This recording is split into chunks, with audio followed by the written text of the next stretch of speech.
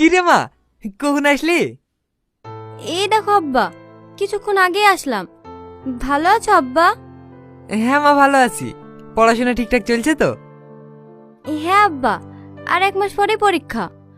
পরীক্ষার পর গ্রামে চলে আসবো, আর শহরে যাব না। কেন রে মা? তোমাদেরকে রেখে আমার ওখানে থাকতে ভালো লাগে না। তাই বললে হয় রে পাগলি? তোকে পড়াশোনা করে অনেক বড় ডাক্তার হতে হবে।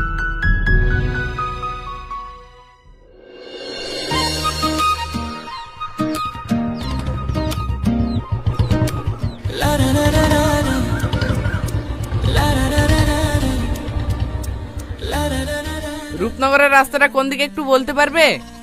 এদিকে কোনো রূপনগর নাই। রূপ তো আছে। মানে তুমি, সরি, আপনি? আপনি